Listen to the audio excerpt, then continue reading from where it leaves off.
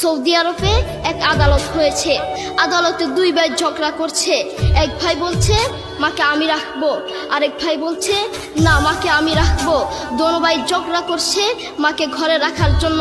এরপর এক ভাই মাকে নিয়ে চলে যাচ্ছে, আরেক ভাই মাটিতে গড়া দিতে দিতে অবস্থা খারাপ।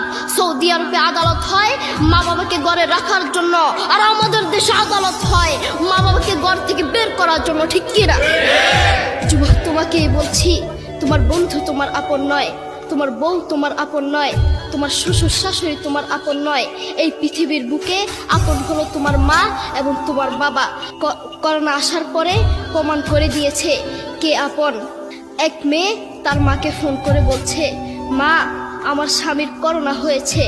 মা বললেন সাবধান, তার কাছে যাবি না, আমি সকালে সিএনজি পাঠিয়ে দিব, তুই টপ করে সিএনজিতে উঠে যাবি। এটার নাম দুনিয়া, এটার নাম দুনিয়া। করোনা হওয়ার পরে বন্ধুর কাছে যায় নাই, করোনা হওয়ার পরে শ্বশুর শাশুড়ির কাছে যায় নাই, করোনা হওয়ার পরে স্বামী স্ত্রীর কাছে যায় নাই, কিন্তু করোনা হওয়ার পরে এখনো ইতিহাস আছে মা তার ছেলেকে গিয়ে চুমু খেয়েছে।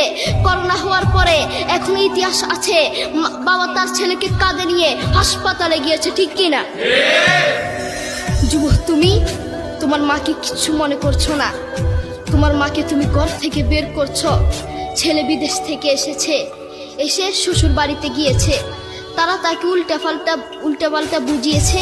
এখন বাড়িতে এসে সে বলছে, মা তুমি আমার টাকায় খাও, আমার ঘরে থাকো, আবার আমার বউকে পিটাও। এই কথা শোনার পরে কি কোনো মার কলিজা আছে? মা বাথরুমে গিয়ে আধা ঘন্টা কাঁদতে লাগলেন, কেঁদে অজু করে নামাজে দাঁড়ালেন। নামাজ পড়ে আল্লাহর কাছে বলতে লাগলেন, আল্লাহ তুমি আমার মার উপর রাগ করিও না, আমার ছেলের উপর রাগ করিও না, ও ভুল করেছে, তুমি আমার ছেলের উপর রাগ করিও না, আমি আমার ছেলেকে বুঝাবো। এরপর মা গিয়ে ছেলেকে বুঝাচ্ছেন, বলছেন বাবা তুমি আমাকে বের করে দিবা, সমস্যা নেই, তুমি আমাকে বের করে দিও, কিন্তু আমার একটা স্বপ্ন আছে। ছেলে বললেন কি স্বপ্ন বলেন? মা বললেন তুমি বাজারে গিয়ে একটা পাকা আম নিয়ে আসবা, এসে তোমার বুকের উপর রাখবা, সকালে উঠে ওটা আমি খাবো। এরপর ছেলে বললেন আচ্ছা ঠিক আছে। ছেলে বাজারে গিয়ে একটা পাকা আম নিয়ে আসলো, এসে বুকের উপরে রাখলো। 5 মিনিট না যেতেই সেই আম পিঠের নিচে পড়ে চ্যাপ্টা হয়ে গিয়েছে।